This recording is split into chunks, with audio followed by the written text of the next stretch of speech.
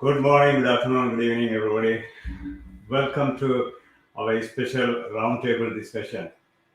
My name is Sivam Velayam, and since June is Men's Health Month, today we have a special roundtable discussion which is not told, not heard. I am the founder and the president of Voice of Men 360. Let me share a brief intro about Voice of Men 360, International Men's Day, and why this talk show, The Unspoken Tears, is important and what is it about. Voice of Men 360 is a non-profit organization founded in 2020 and is based in Toronto, Canada. Voice of Men 360 organization was born out of seeing tremendous need and stepping up to help provide services to help support and overcome men and boys' life challenges. We are part of International Men's Day. International Men's Day, IMD, has been serving for over 21 years. And so far, 90 countries around the world join together and doing various activities regularly. IMD follows 6 pillars, which is overall the well-being of boys and men. We follow in the same footsteps, the unspoken tears. Men do have feelings, emotions, stories. However, they do not show up. Many of us think that only women are going through sexual abuse, domestic violence, human trafficking. Many men also have to face these challenges in their lifetime, but they have never been told. There are many unimaginable stories behind every man. That is why we want to create a space, discuss openly, and find ways to help those vulnerable in our society. This show runs on the second Saturday of every month from 10 a.m. to 11 a.m. Eastern Time. We bring experts and some life stories to talk about it. There will be a non one-on-one conversation, panel discussion, and information session. Let me share a few words about our host, Willie A. Price Speak. Willie A. Price is a motivational speaker and a self-published author of more than 16 publications ranging from Black history to self-awareness to real estate and property management. He has a BA in mental health from the University at Buffalo. He became a member of the National Speakers Association (NSA) in January 2017. Willie Price is the creator of several youth and adult workshops from the power of you to Shining Star and No Dream is Possible and What is Your Next Move programs. The Think and Grow Wealth program also emphasizes the importance of building a self-esteem and financial literacy as participants create their roadmaps towards a successful life. Welcome, Willie. Thank you, and really appreciate for accepting my request and doing this show. Willie here.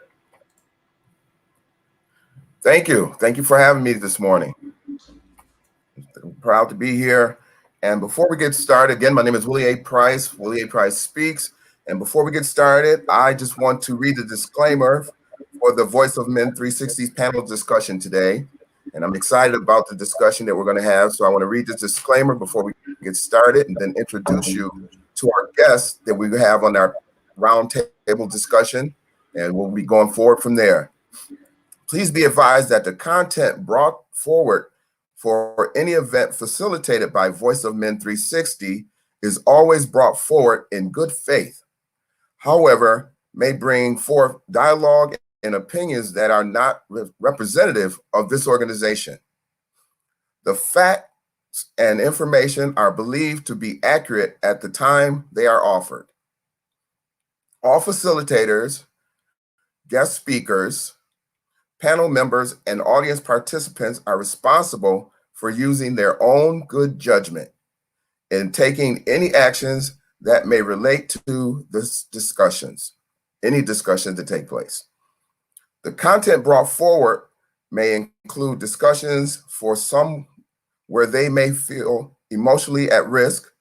It is important to know that this organization is engaging in discussions forums only to, engaging in discussion forums only to offer and inspire awareness and connection, and is not providing therapeutic advice.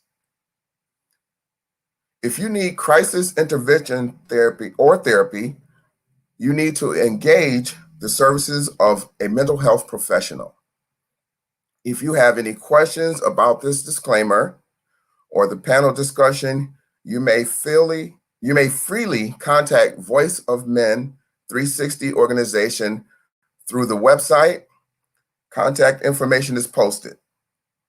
Voice of Men 360 takes privacy concerns very seriously. Consent from each panel member to participate in this panel or any discussion is received from their parents or guardian for anyone that's under the age of 18. With this now said, going forward, should you choose to voluntarily participate in this event in any capacity, we welcome you. Should you decide that this event is not for you at this time, we respect that choice and we welcome you to join us at a later date. Again, this is a disclaimer for the Voice of Men 360 panel discussion. At this time, I'm going to introduce our guests, and I'm going to ask each guest to give anywhere from a 30 to 1 minute introduction of themselves. Tell us a little bit about yourselves, and I'll let you do it the way you want to do it.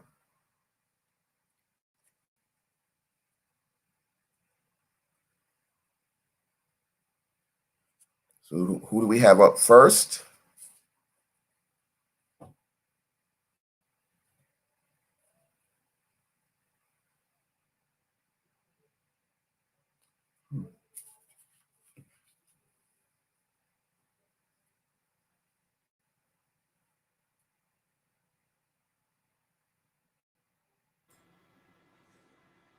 Hello? Yeah, whichever way you want to go. Or you want to go to Nicole? Let's go to Nicole first. Nicole, you can introduce yourself and tell us 30 seconds to 1 minute. Okay, good morning, everyone, or I should say good evening, good afternoon, wherever you are around the world. My name is Nicole Francis, Chosen Clay on social media. I work with children with special needs, and I have a platform called Chosen to Be Whole, dealing with mental health and sexual trauma. I am a victor of sexual trauma, and I'm grateful to be here today with Men of 360 and the great panelists to have this discussion, as I do believe that these are the conversations that we need to continue to revisit until we can remove stigmas and help those to have the assistance that they need. Thank you. Thank you, Nicole. That was great. All right, do we have Stewart Thompson next? Morning, and thank you, Voice of Men 360, for having me on this forum. I am part of the Gatehouse, Toronto, and I've been there for quite a while and did the programs, and now I'm also a facilitator there, so I'm quite happy to be there speaking with other survivors of childhood trauma.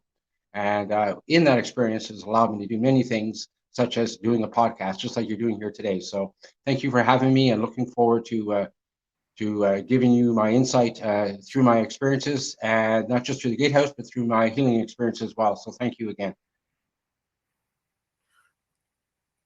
Thank you, Stewart. That was great. Glad you're here. And we're going to go to Deb Maybury.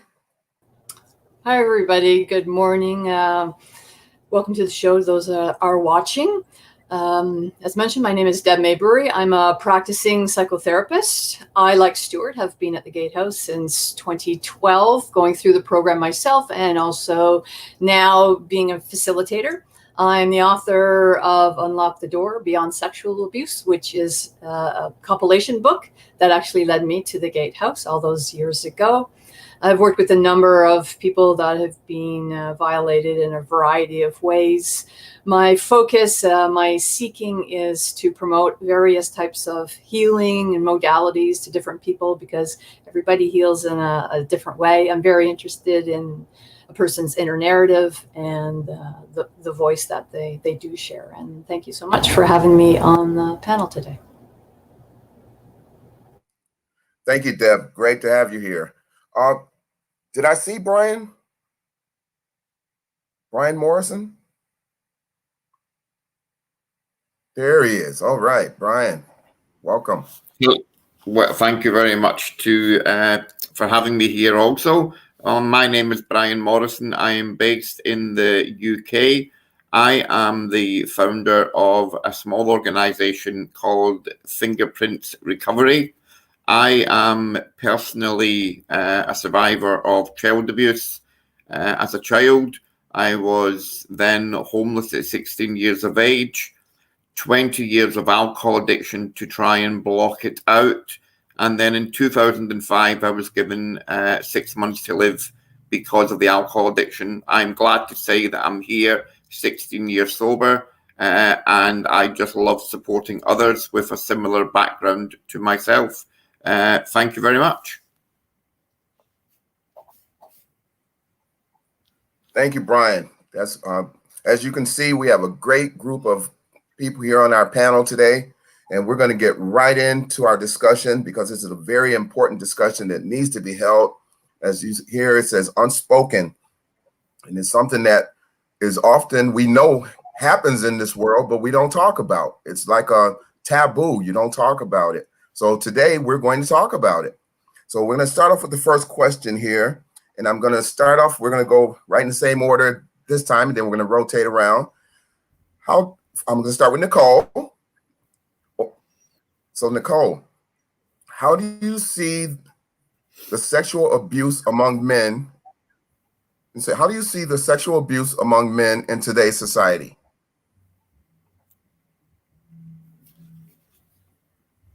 A loaded question in the essence that you don't really see it. Unless we're on forums like this and you have like-minded individuals that are discussing the topic, it is not something that is spoken about. You hear a lot about females, and you tend to hear about men's involvement in sexual trauma and abuse as the predator, but not as the victim. So unfortunately, it is not something that is spoken about, and it is something that we do need to speak about because they feel it, they experience it, and what they go through is different than how females do as well. They have their own level of and degree of dealing with it, and because it's not spoken about, it creates other issues in their lives. So that's really it in a nutshell. It's not spoken about at all. So Nicole, can I ask you a question? Sure. Do you think you see it more in their behavior, in their actions? Possibly? Yes, you do. And the unfortunate is you don't know that their behavior sometimes has to do with what they have gone through. You would look at the person and just think that the person is just crass, or you just think that they're an angry individual, or they're overly macho, or they're overly sexualized. That they're always, maybe I'm wanting to be engaging in sexual activity, but you don't know really what's behind it because the conversation is not spoken about. So when you see these behaviors, you just think it's them and it's not something else that's precipitating that behavior. Yes. So this subject is actually good because it says unspoken, and that's what it is. So we're going to go to Stewart next, and give us your opinion, Stewart, on this. Nicole there as well. I mean, a lot of this stuff, granted, it has gotten better over the years. I've been on social media for a long time now, and I kind of watch what's going on and see who's speaking and who's not speaking. And while men are speaking up more, but it's still a far cry from what it could be. There's so much secrecy behind this secret that we carry. Unfortunately, to a lot of men, how we were brought up, it doesn't matter what culture you're from, these old beliefs kind of hang on, and for some of us, they hold on a little harder than others. So hopefully in the coming years and coming time ahead, that our younger generation of men will be able to actually speak about this to any degree. But right now, we've come a long way, but not got a long way to go. I really feel that it will get better, but once we start removing the stigmas behind it, as far as the ego and all those other things that are kind of included in it, then I actually believe it'll get better. And it should be implemented in the schools a little bit better in regards to taking away that ego, as I just mentioned, and making it more about self-compassion. Anyway, that's my thought. So Stewart, I want to ask you a question too on this. Do you often work more with the male, older males, or do you work with younger people where you might see some of this a little more apparent? Well, that's a really good question. I've had had the opportunity of working with both, and Okay. the older men like myself, what I've seen, it is getting better. But I find the younger generation, the ones that I've talked to over the last few years, seem to be a little bit more forthcoming about it, and don't seem to carry the shame as heavily as what we do. If that makes any sense. It does. It does. And your services are definitely needed. Thank you. Thank you. All right, we're going to go right down to Brian Morrison, and then we're going to do Deb next.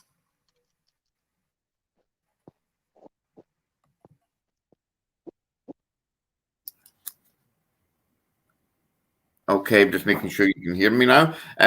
Yeah, I've been listening to the previous comments, and number one is definitely that we're not being heard because we are not speaking out about it. But what I have noticed is with the work that I've done over the last few years is that yes, we may be starting to come out and actually speak about it. And the younger, as it was said previously, the younger man may not feel any guilt, but the older person may. But what I have also identified is that a heterosexual man may feel guilt and not be heard. But when it gets to a gay man, through the experience of the work I've done, they are never heard because they are so... They're so upset because they feel that it's affected on their sexuality and they don't want to speak out. So, and unfortunately, in that community, the young men are ending their own lives before they will speak out, unfortunately. Wow, and that was actually going to be my question to you, Brian, was did you see more of people taking their lives and things like that as a response to it? And you actually answered that question. That was a point that I was thinking myself. And I'm glad you brought that out because people need to be aware how, the response and the reaction that some are taking to deal with this situation. We're going to move to Deb.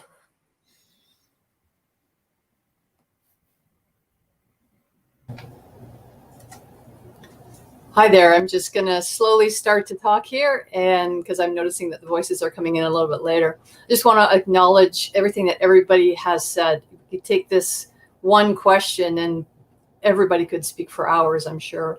The one thing that I want to say about this is that initially when the term sexual abuse was actually coined, it was specifically around females, and it actually originally came from the awareness that animals were being abused, if you can believe that there was an acknowledgement around animals before there was in terms of humans, and it became females.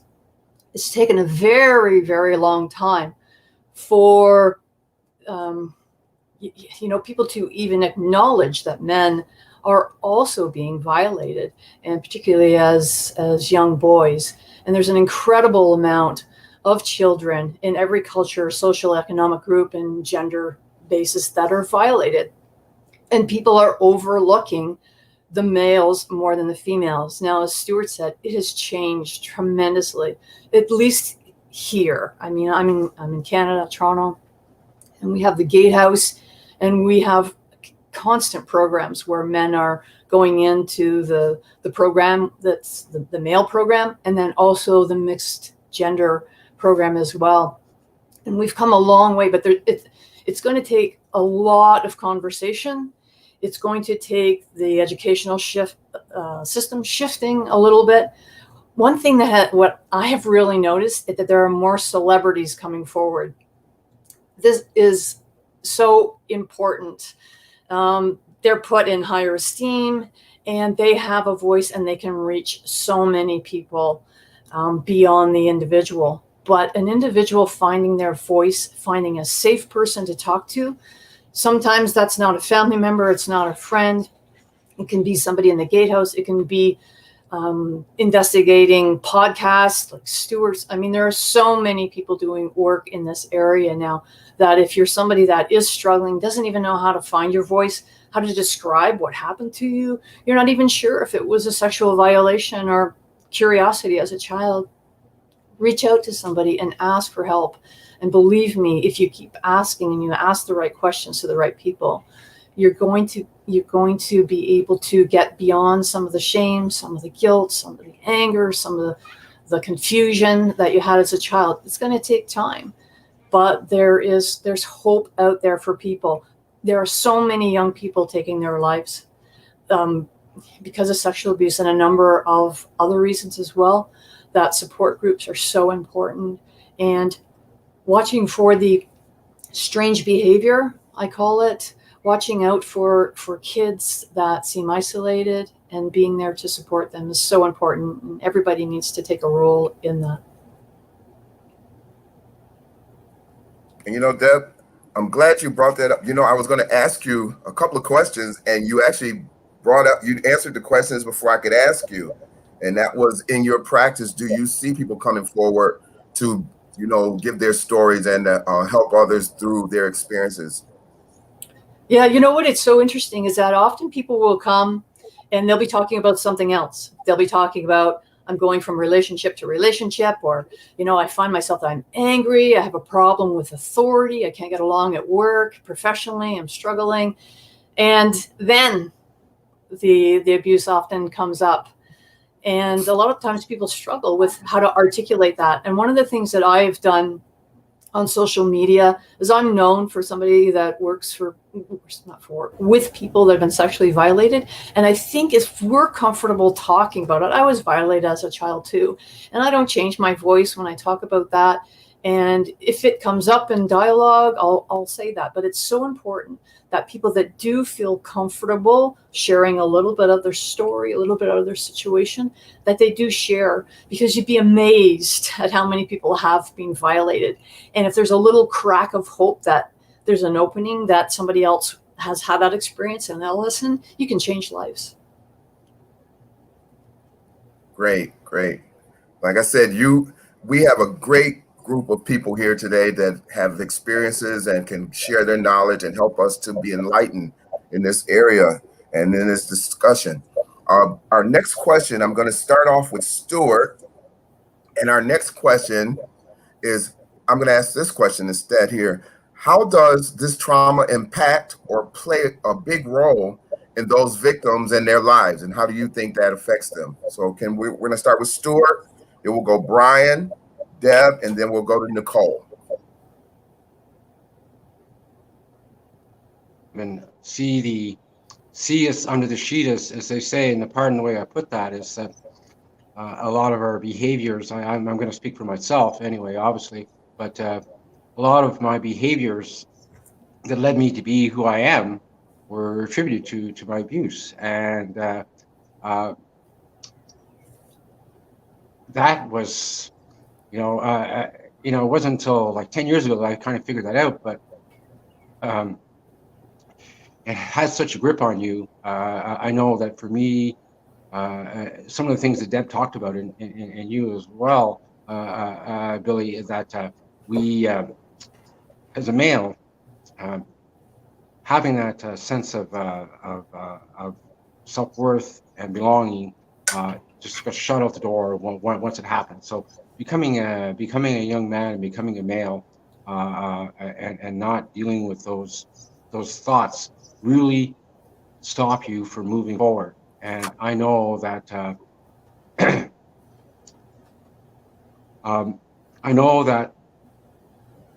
if I hadn't have taken the bull by the horns, as they say, and gone and sought for help, I would still be back there. I wouldn't be doing what I'm doing now. I wouldn't. Who knows? I may not even be alive. That was where my mind was, and I don't believe that, I do believe that over a period of time, this will change. You know something, Billy? I kind of lost track, but you even asked me there, and I went way off track, and I'm thinking, what the hell am I saying here? I'm sorry, Billy. Would you ask me that again? Okay. Maybe I didn't hear you properly. No, that's okay. We're asking just what is the impact? What is the trauma impact and how does it play a role? But you're doing good. Just speak from the heart, man. Do what you're doing. Okay, so good. I didn't misunderstand you, and I am on track. Okay, so when I think of the things that I've done, through my adolescence and into adulthood, and how out of control I was. It was incredible. I think about the times I went to jail. I think about my addictions. One thing Deb talked about, intimate relationships. Didn't matter whether it was with an intimate relationship or even a friendship. I've always said I've never had a friendship I couldn't lose. And that's all because of this belief that I was not worthy of all that. And this is kind of the thing that instills in us once we've been violated.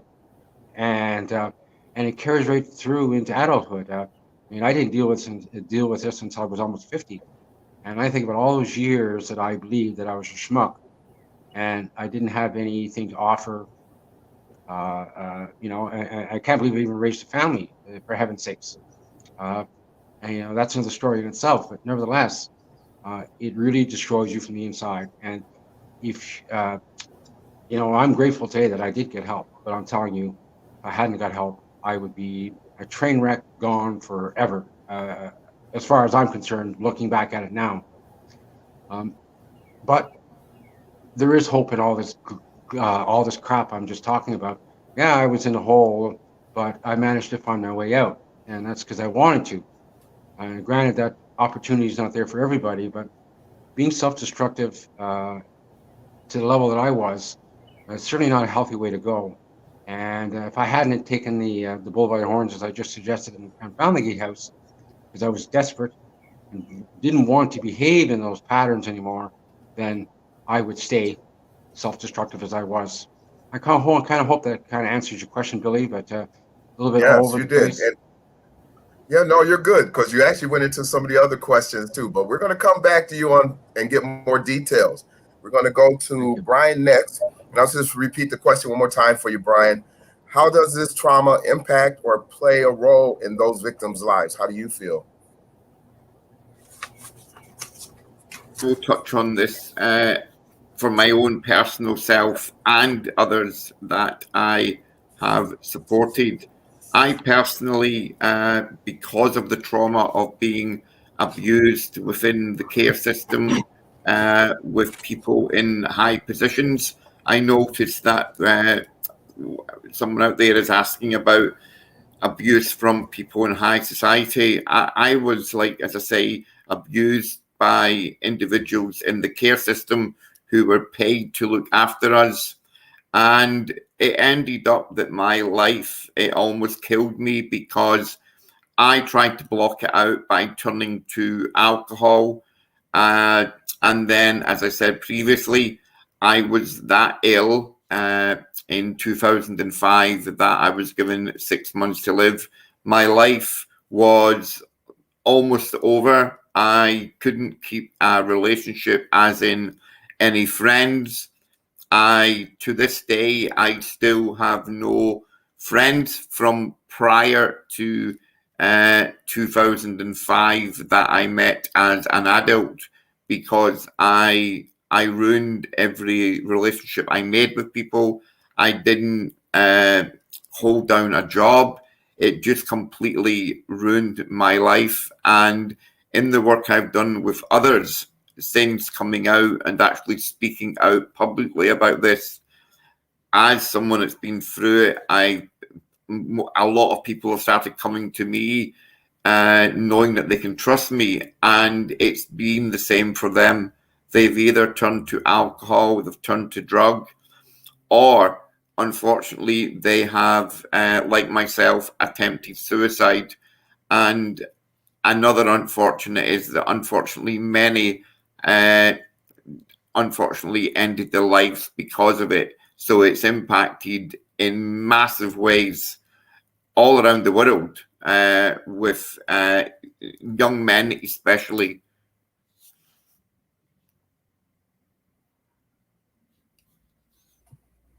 Wow, thank you for sharing with us, Brian. That's great.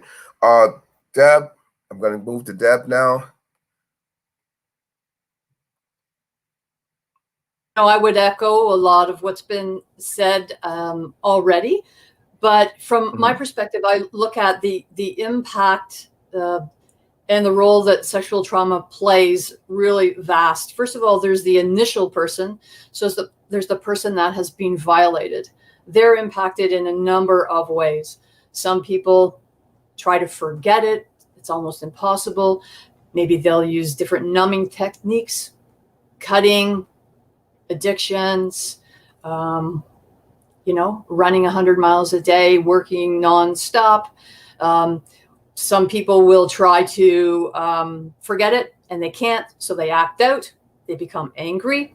This impacts relationships and jobs and all that I mentioned before. Some people actually dissociate from the memories, and then they don't remember till years later. But the problem is they have all these symptoms and they can't figure out why they are angry and not getting along in relationships. And then maybe they'll have something come up in their lives as a memory later.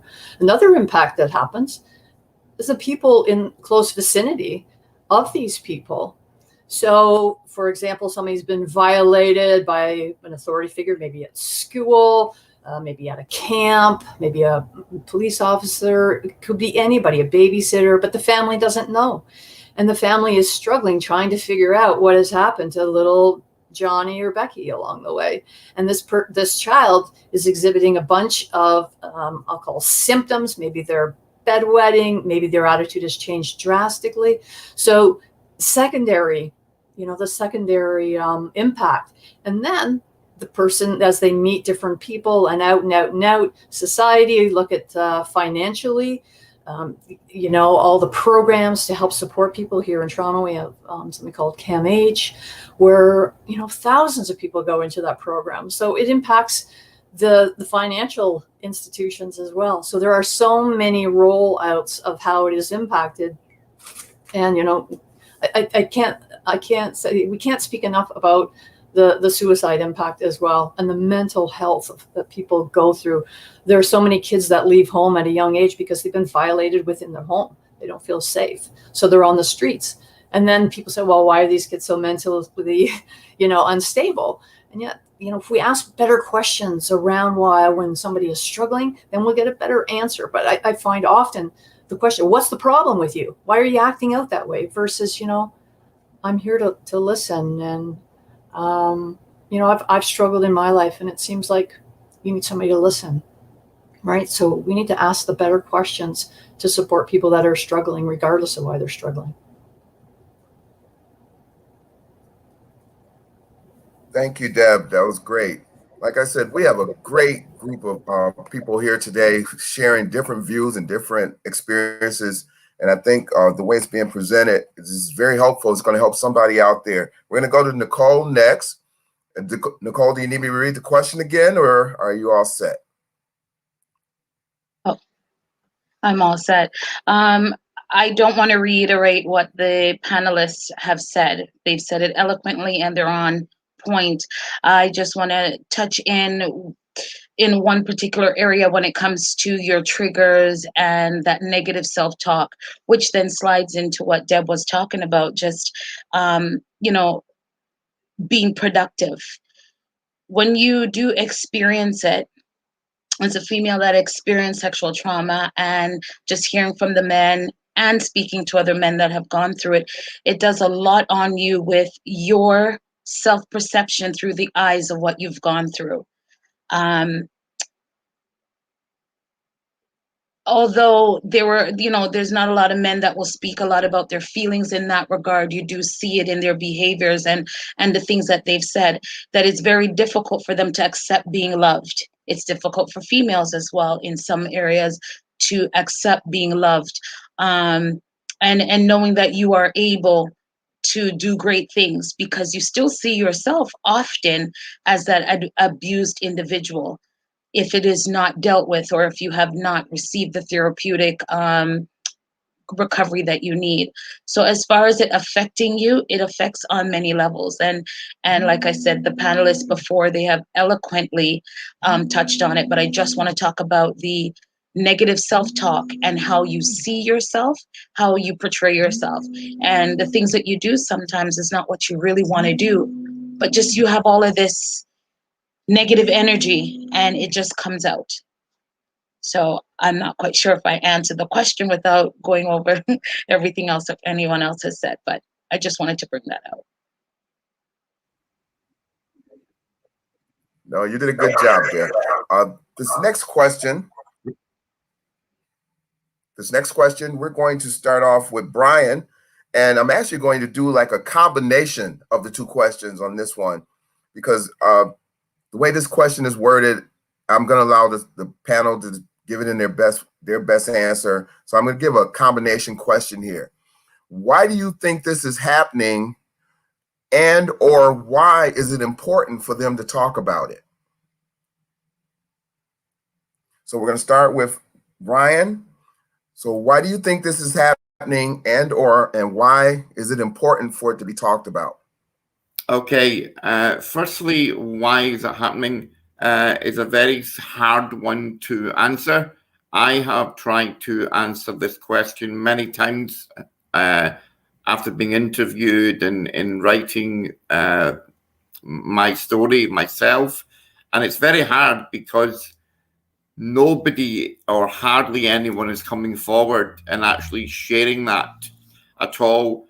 I, up until maybe the last year, had hidden the child abuse, and it was over 30 years ago.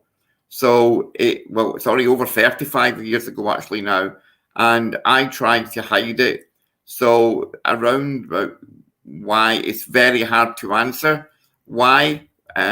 What I have found is, especially where I was brought up in Scotland in the UK, it has now been found that there was multiple child abuse cases going on throughout a small number of years, and it's this year that it's all came to light.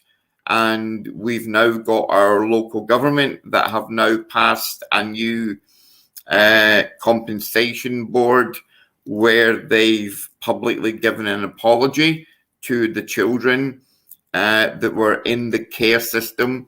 So that was specifically on children that was in children's homes, that people used their authority and their position as someone that's supposed to be there to care for you. And I feel, now that I've looked at it, that maybe there's not, or maybe there wasn't back in the day, there was not enough checks done on people. I also know that in my time of my abuse, that you never ever, if you're a female, the law and the rules within the system say that you have to have a female with you when you go out, or even like if you're in prison, a female gets taken out of prison, there has to be a female officer. But if a male goes out of prison, it's not the opposite sex. It's the same sex that's looking after you. It's the same in the care system. If you're a man, it's mainly a male that's looking after you. So I think that has to be looked at. This is stuff that is happening, as I say, in Scotland, in the UK. There's a big thing going on right now. But that's a big point, is regarding if you're a female, you have a female and not a male. But if you're a male and you've got a male, what if that person is an abuser? And unfortunately, within the care system, over the years, it has been identified. And unfortunately, it also has been identified within various churches and the Catholic faith, unfortunately, over the years here in the UK. I'm not sure about around the world, but so that's a hard one to actually answer because there's so much of it going on.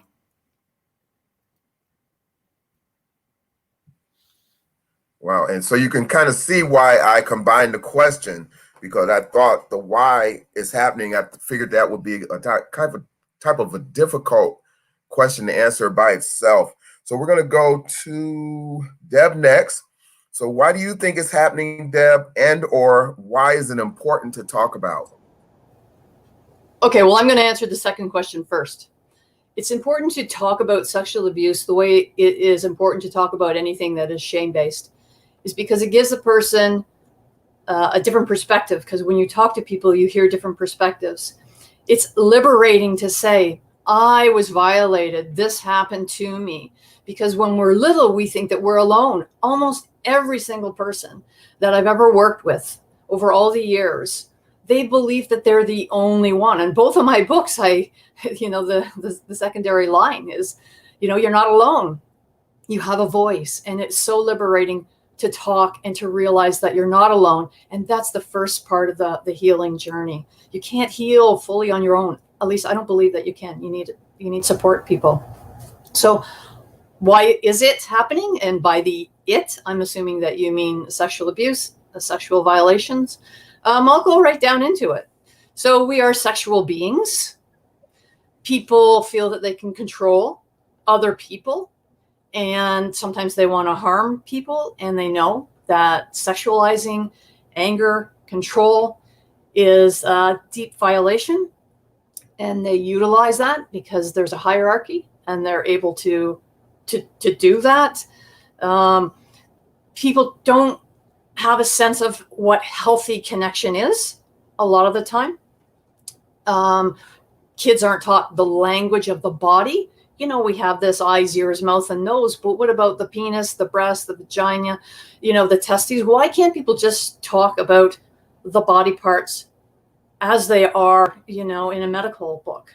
Because if we did that, and if children had that knowledge, then they could say, I'm wondering why uncle, aunt touched me in my, vagina, touched me in my penis. Why can't we just teach the kids the proper languaging?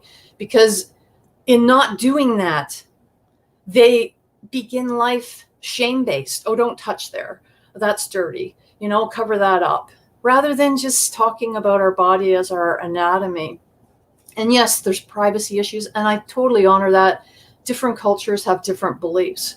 But when a child is experiencing violations and they're told that they're bad and you can't talk about this, or this bad thing is going to happen, and then silence is created and that child doesn't know any better. If your child is not sharing to you, who's made the child afraid that they're not sharing? The violator, the parent? I don't know. You have to look again. It's the types of questions, but there's a number of reasons why people violate. They're not well. Maybe they're not mentally well. Maybe they experienced childhood sexual abuse, different violations over time when they were very young and they weren't taught that this is inappropriate. I actually believe that the majority of people that are perpetrators, let me rephrase that because I want to be very careful on this one. The majority of the people that are violated do not turn in to people that violate, that are the perpetrators. That was a huge fear of mine. And that bred the silence, not sharing, because I knew that out there, that people believe that if somebody had been violated, that they would also engage in that behavior. Sometimes it's true, but I believe that the majority of the time it's not. In fact, those people turn inside and they implode in various ways because they have so much shame and guilt. Thank you, Deb. And that's, again, Deb, that's why I said I'm glad we have such a diverse panel here. Your explanation of why it's happening, coming from your therapeutic background, that really helps people to understand, because I know myself, when I read the question, it kind of was like, okay, why is it happening? But then you explained it very well. And something you said about the forbidden parts of, you tell a child not to touch something, not to touch down there. And then when it happens, when someone else touches it, again, because they're not supposed to touch it, like you said, is it correct that they feel uncomfortable telling someone that someone touched that bad part on them? Certainly. Certainly. Because if a child learns that touching a part of their anatomy, or even just acknowledging a part of their anatomy, is shameful, then they are, like, in a child's mind, it's not a bad thing that happened. It's, I am bad. I've done something bad. I've done something shameful. And I think we intuitively know that at a very, very young age. I know myself. I was not told not to tell, but we were, in a secret place. I was taken in a secret area. So it became this whole secrecy embedded, and there was no communication in my family in various levels. So I wasn't going to go in, at dinner time and say, hey, Brian touched me, there, because I didn't have the words to formulate it. And at a very young age, most kids don't. And a lot of parents do a very good job in educating their kids. And they are still trained by the perpetrator often not to tell. And because at a very young age, again, they feel that they are bad. It's a difference between shame and guilt, right? Shame is I am bad, and guilt, I did a bad thing. But as a child, they're the center of their universe. So if something feels wrong, then it becomes I'm bad. And that creates a lot of secrecy and a lot of guilt in the future, when a child that's violated in no shape or form is ever guilty for or responsible for what happened to them. Thank you, Debbie. Thank you very much. Nicole, I'm going to read the question one more time for you, because I want you to give us your opinion, your views on this. Why do you think it's happening, and why is it important to talk about this, in your opinion? So in my opinion, I believe that this is happening for lack of education, a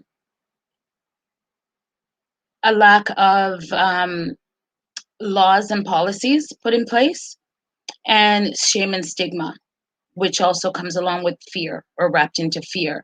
So with education, as Deb just said, on my platform, we were speaking about grooming, and just educating about the different stages of grooming of a predator, grooming of a community, grooming of the individual, grooming of the family.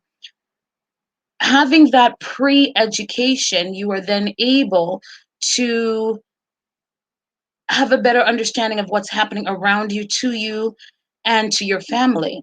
What's happening when it comes to you in a place of authority. So education is key in order to be able to see certain things before they happen. Having education about this then will have those that are lawmakers, or those that are in authoritative position, also being able to see things and to be able to look at someone and say something is not right, and maybe then engage that person in conversation because you see that something is not right. Silence, as Deb just said, is another reason why this happens in that whole grooming of community and individuals. And that, like I said, goes under education and authoritative figures. I believe that there needs to be laws and policies that are out there that people can understand and that they're very clear. I'm not versed when it comes to reporting and statute of limitations, but I do realize that if those that are taking reports and those things are not trained in how to deal with individuals that are coming in, and it perpetuates stigmas. Then when one person goes out and said that they did not have a good response when they disclosed or they reported, then that teaches somebody else not to do it, because I don't want to have it happen as well.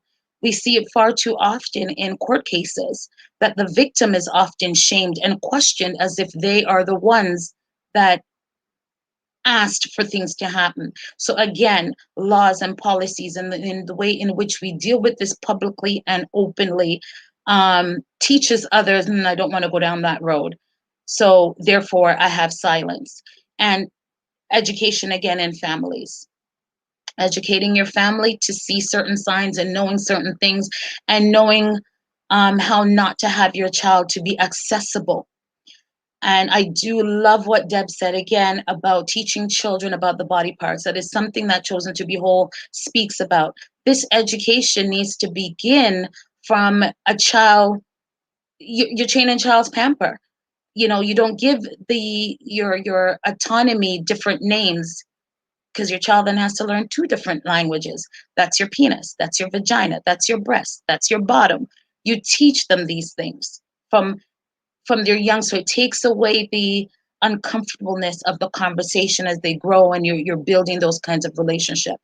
So to answer that, I believe education, stigma, fear are all reasons why it's happening. And because predators know that they have these walls that protect them to some degree, then they continue because they have the availability to. Why is it important to talk about it? So that we can break these things down, so that we can break down lack of education, we can break down the stigma, we can address looking at laws and policies and procedures that need to be changed in order to protect everyone. And I also want to put in there also to protect the predators as well, because they also need therapeutic recovery as well. Great. Question to you, Nicole. You said when you want to teach them, the body parts, but as you know, probably growing up like I did, when we were taught body parts, we were taught the no parts, the bad parts, those you don't do that and you don't do that. So in your view, do you think that when we're doing those teachings, especially with our younger parents nowadays, that we try to leave the no out and explain to them why it shouldn't be touched instead? Or what do you think? I think you're absolutely right. My mom was really good. She was very vocal with all our body parts, both myself and my brothers, whereas others weren't. So that made a difference, but it didn't stop me from being sexually abused. However, I knew it was wrong. What happened is just when I did let someone know, I was not believed. So that became an issue. So even though you're teaching the body parts, it does not necessarily mean it's going to secure you from being abused. But teaching the body part, especially in our culture, and not making it bad is what makes a difference. Because we know that in psychology and child development, children go through stages where they masturbate. But if you're not educated in that and know how to help your child through that, when you see your child doing that, the first thing you do is stop that. Don't do that. That's gross. It's wrong.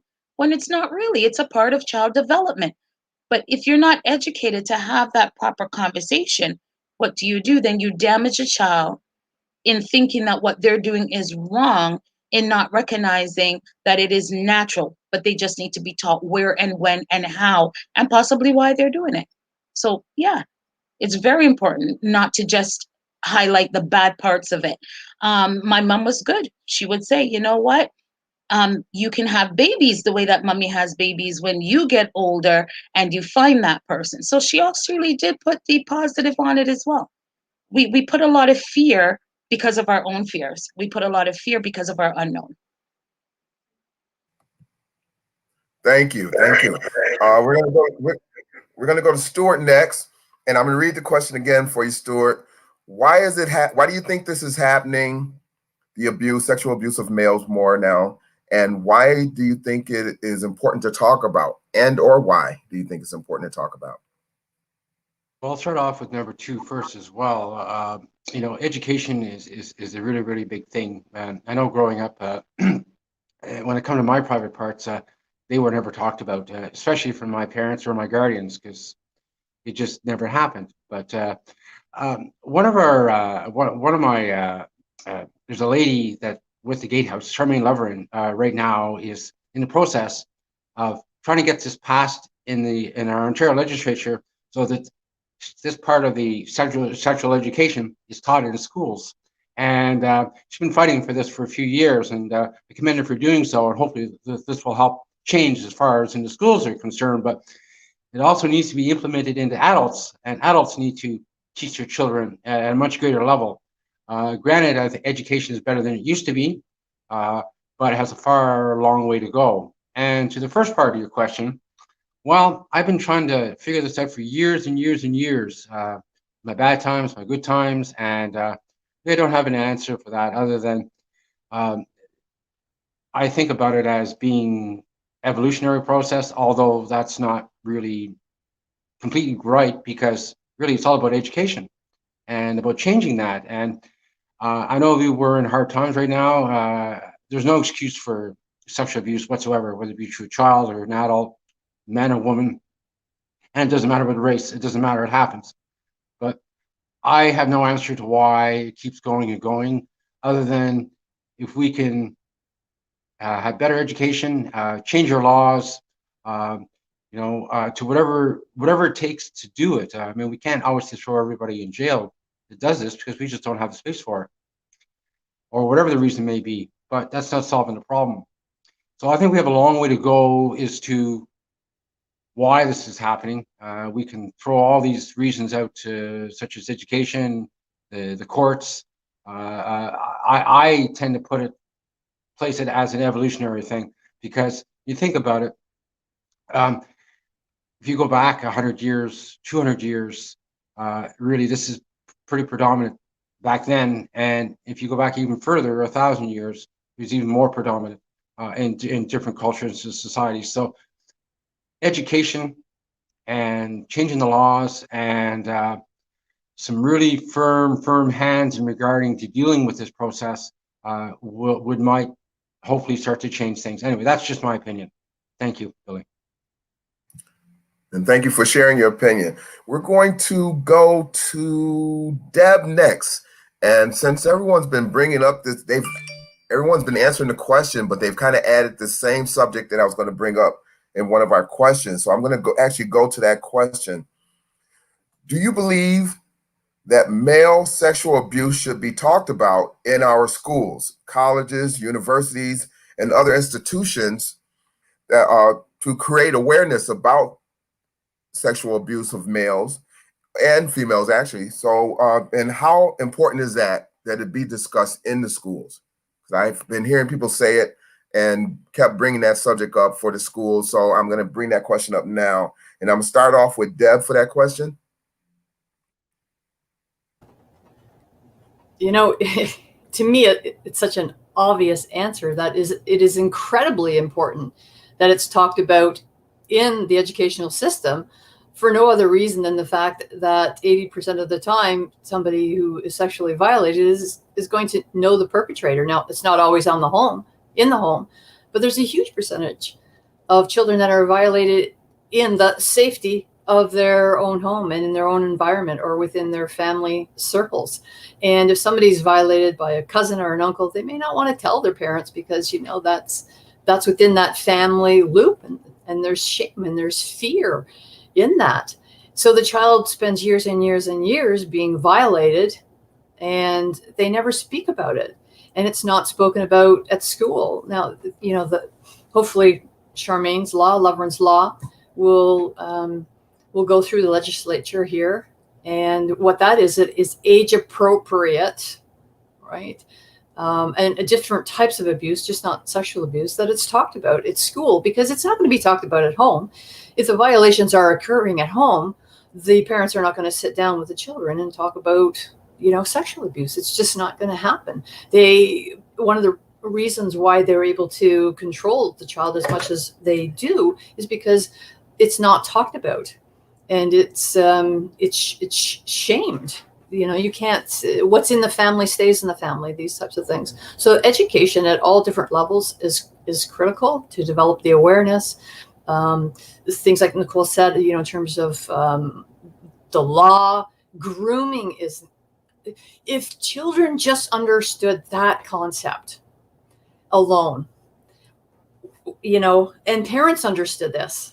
If you can't give your child a lot of attention, your child is struggling at school, watch for some of these huge markers that would indicate a child's vulnerability, and then teach a child the different stages in grooming, because there are some really awful situations where a child, it's like no abuse to really violent abuse. But from the people that I work with, almost everybody is groomed over a period of time by somebody that they know. So if they were educated at a young age on how this happens and how to talk about it and how to tell somebody, whether it's a teacher or, I don't know, anybody, if they could talk about a friend, even if you tell your friend, and then at school, if a child learns that if a friend tells you this, maybe to tell your parent or your teacher, then there would be that avenue. But the problem is that this goes out in a whole other area, but restorative justice and healing within a family, these are things that are so important. You're never going to get rid of sexual abuse if there isn't healing for everybody involved, including the perpetrator. So absolutely, we need education in the schools, and not only in the schools, but a language, with coaches and our friends having the confidence to share. Everybody needs to be educating a little bit.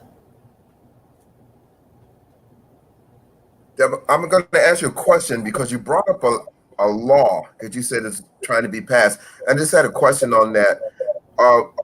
You said age appropriate. What age are they considering to be age appropriate? Do you know? I was just curious about that. Yeah, sure. So there's Lovren's law here, and there's also in the States, Aaron. Is it Aaron Moran? Yeah. Yeah. So age appropriate simply means that a child can only understand at a certain level. So they're learning at a young age, and I believe it's 5. Maybe Stewart, when you speak, you can qualify that, but I believe it's right from the very beginning. But it's age appropriate. So a young child wouldn't be learning, complicated concepts around that issue. Maybe at a young age, they just start to learn the body parts. And, maybe this is when somebody touches you here, then, you say no. Or somebody touches you here, maybe you tell a friend, tell your teacher, tell your mom, and then at an age later on, then they're learning to speak freely about different types of abuses, as grade 7, grade 8, or whatever. So there's not the shame around it. So it's a dialogue, just the way you're talking about, geometry, physics. There's a real honest communication right from the very beginning with young kids. When they the way it is now here, you start to talk about sexuality, and the kids are just laughing their heads off. I know I was 40 years ago, because everybody was so far ahead of what they were actually sharing. And, even here, our laws have been changed. They wanted to put in a whole new way of teaching sexuality, and it was squashed. And now we're teaching it such an ancient way of teaching. And listen, people go on the internet, kids are already exploring. They're already engaging in sexuality. I mean, it's crazy the way it's taught. It's pathetic, actually.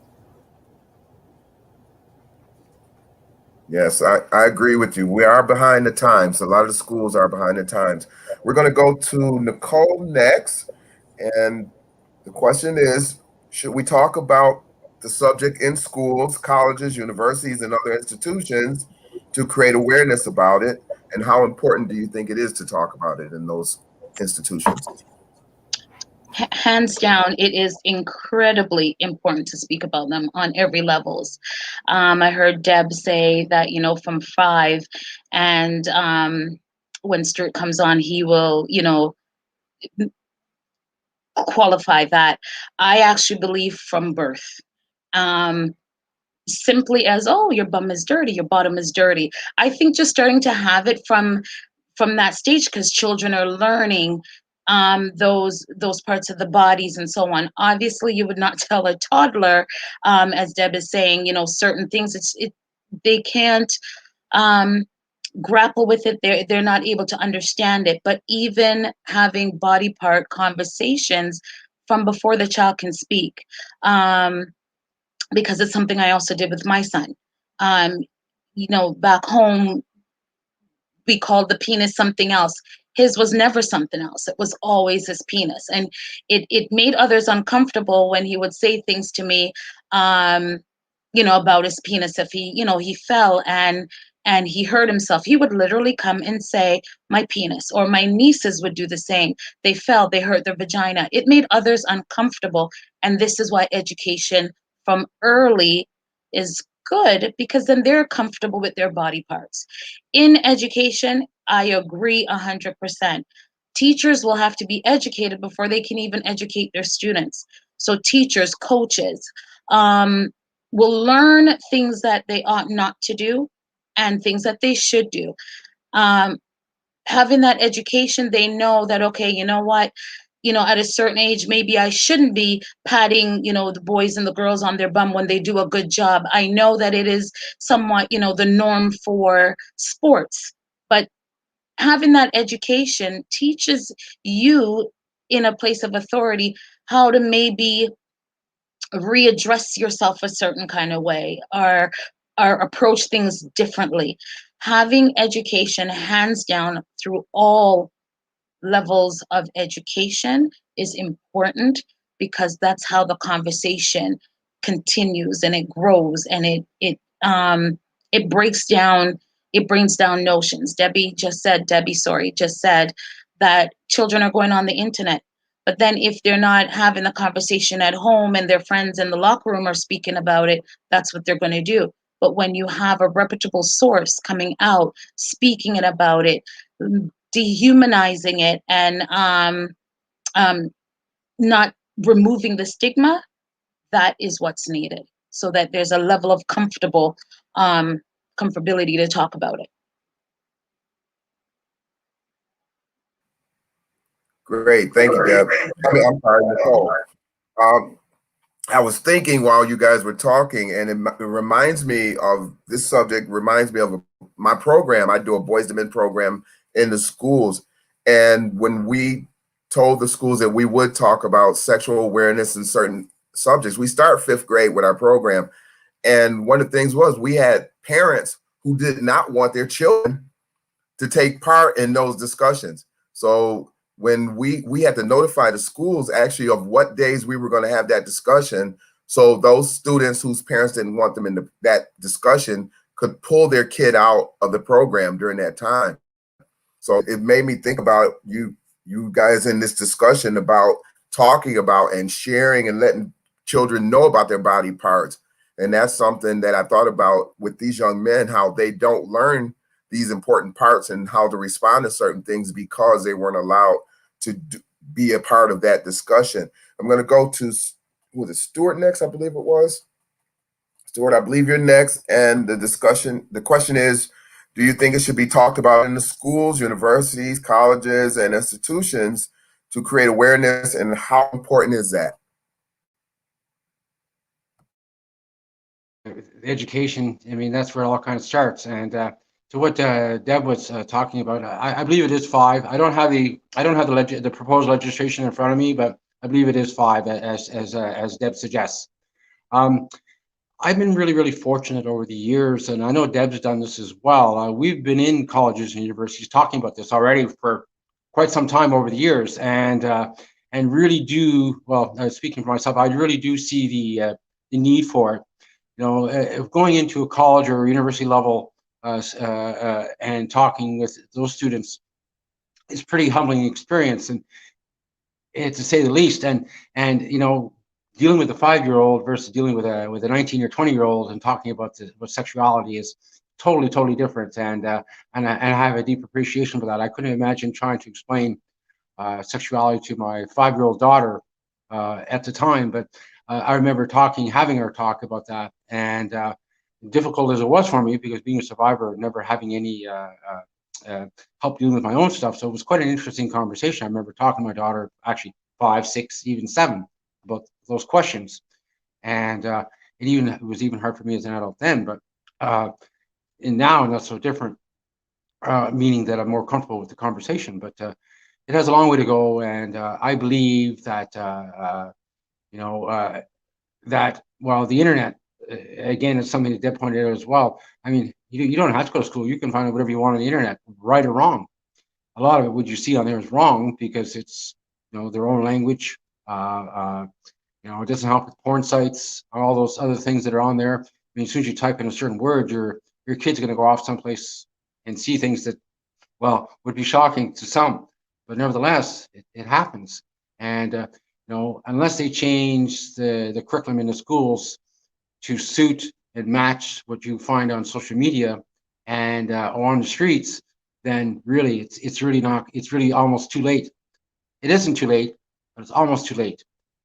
They really need to come up with the right language, and I know this is a real issue too, is having the right language, and then you have the cultural input as well. So, you know, depending where you are and what you believe or don't believe in, will have a major factor in re-educating society in regards to this. Anyway, this is just my opinion.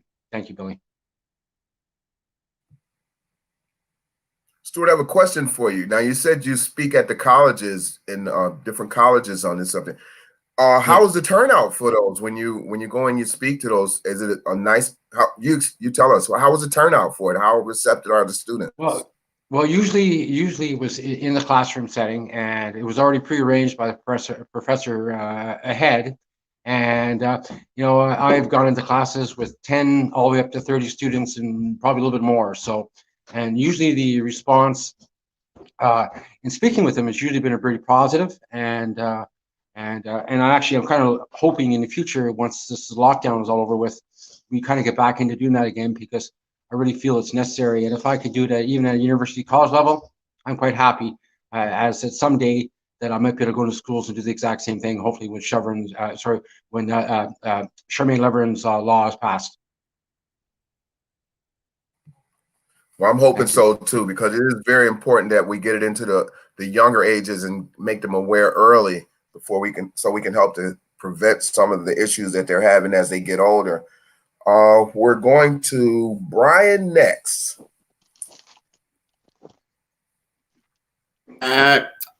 Two things that I've sitting here to mention is, number one, very important, like a lot of the other guests and speakers have mentioned, that it is spoken about. Because I believe, again, I keep saying I believe, because I was abused very often as a child. And if it had possibly been mentioned in school, I possibly would have had a completely different life by being able to speak out. But not only that, speaking out as well, turning it on its side, where people do speak out, can also have a negative. What I mean by that is, and this is going through a few of the things that we mentioned earlier, I have come across situations where people that I support, where they have spoken out to a professional about being abused. They have then maybe got it tagged on a police record or or on a medical record that they were abused. And when they then went in to try and support other people, when they, like myself, I'm an open book now. I speak about my abuse and I help others. But I know people who have done that and they're looked on as a potential danger, an abuser. The reason being that we hear the stories that many people, not everyone, but many people out there that are abusers have possibly been abused themselves. So I know professionals who, if I was to go along to them and apply for a job, they would be reluctant to employ me on the view that I've been abused.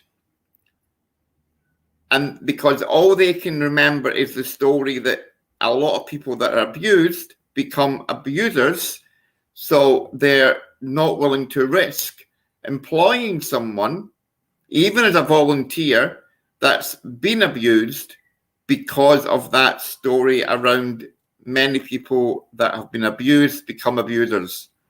And I think that is something that needs, I'd love to know what other people think on that, because that's something that I've personally heard from my people over the last few years. And you don't hear anybody speaking about it, but it is happening in the background.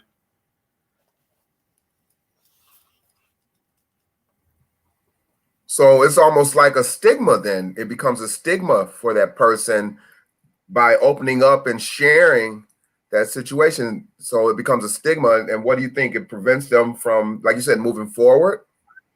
Well, I now know that people have closed down because they've actually moved from different cities. I even know some people that have changed their name because they were paranoid that that's what professionals thought that worked within the services, that if they did research and I mean, all the research I've seen, you always see a mention of it. Many abusers have been abused. So professionals have got that always in the back of their head when they're interviewing. And if somebody like myself says, oh, I was abused and I want to help others, the first thing that comes into some of their heads is, oh, abused becomes abuser. And I think it's completely wrong that people should think that way.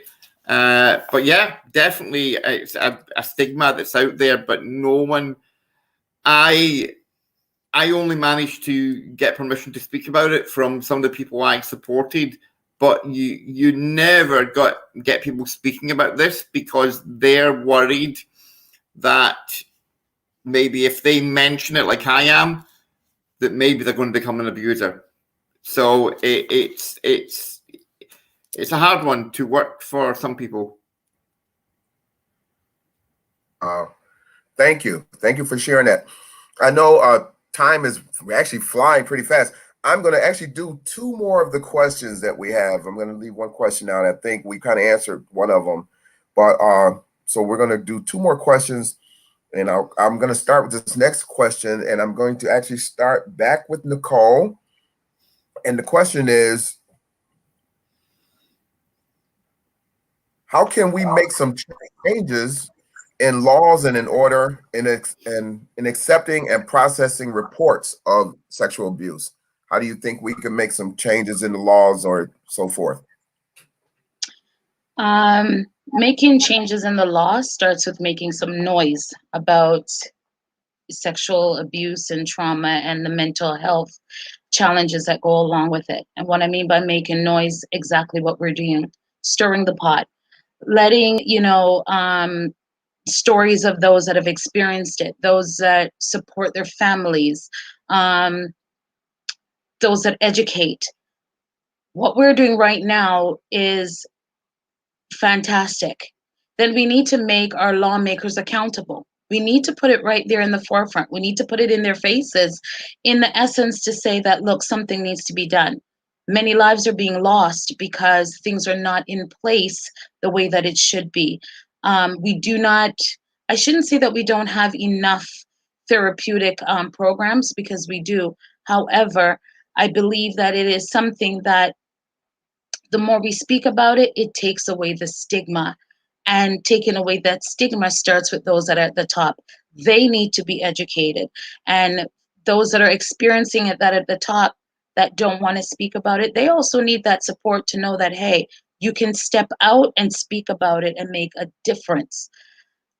With Chosen to be Whole, the platform that I have, that's what's starting to happen. I'm getting sometimes a little bit of a pushback because it's not a topic that anyone wants to speak about, but it is something that needs to that we need to speak about.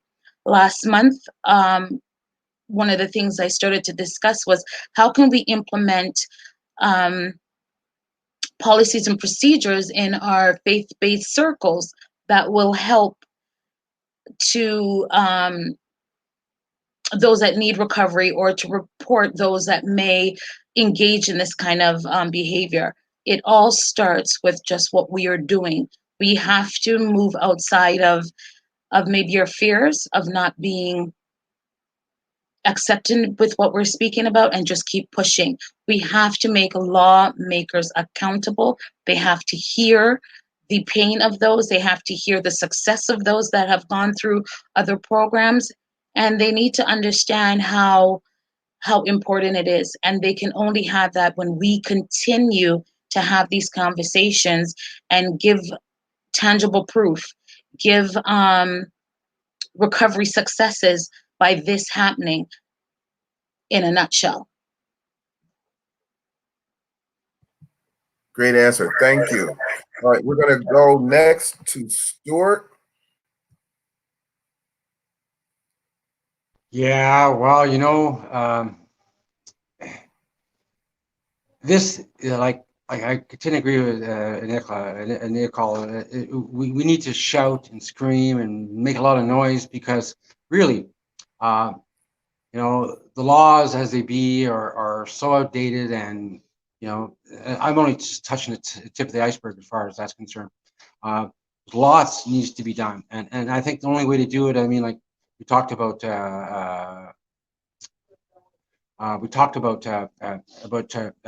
Lovern's Law.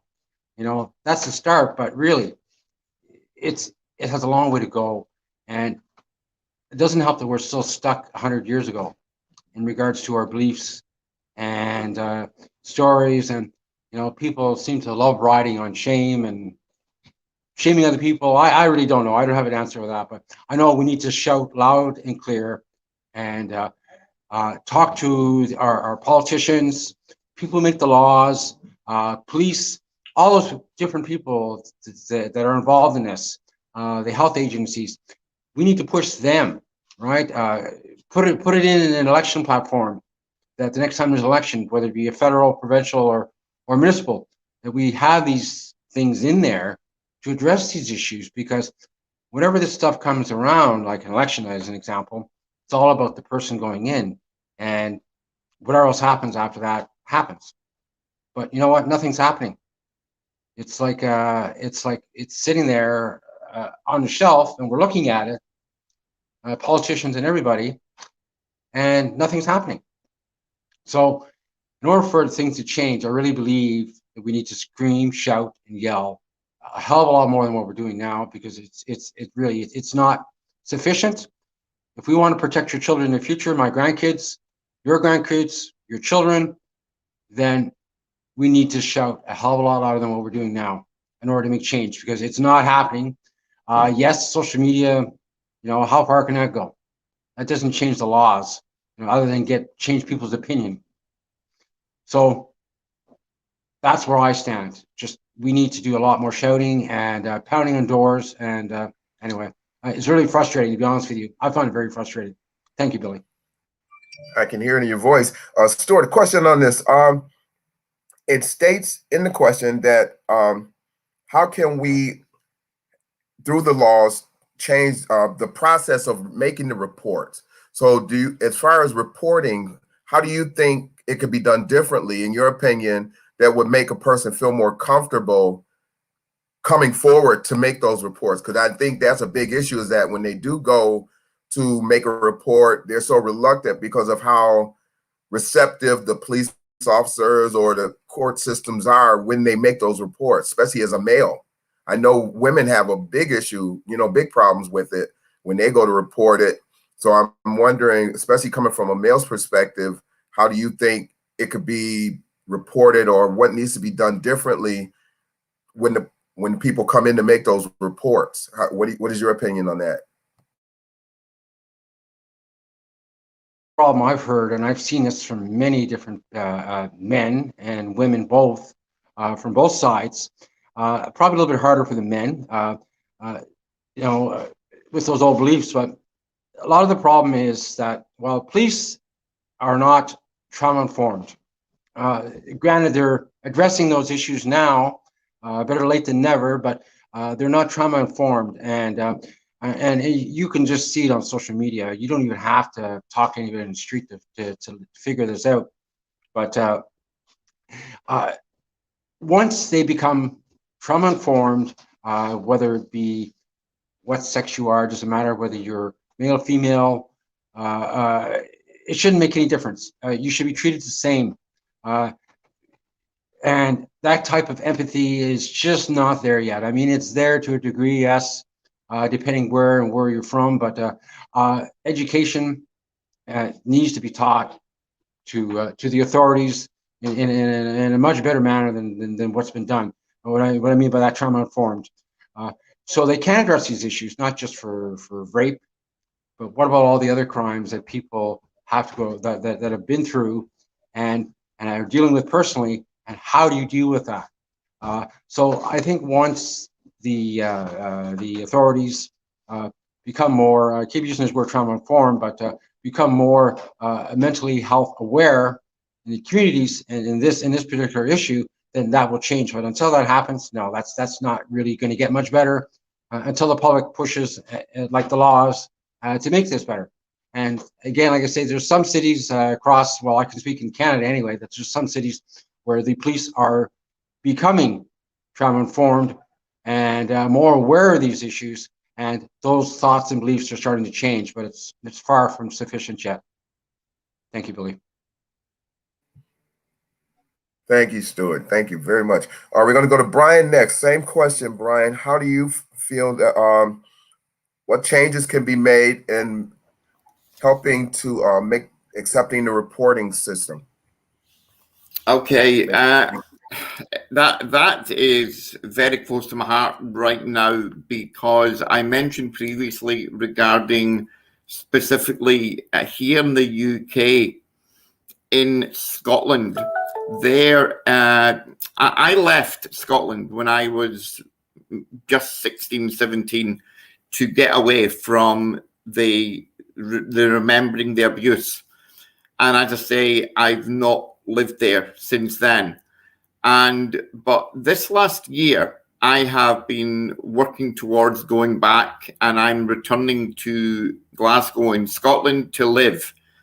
And since making that decision, I looked into, was there ever anything that was done for all the abuse that was going on in the care system?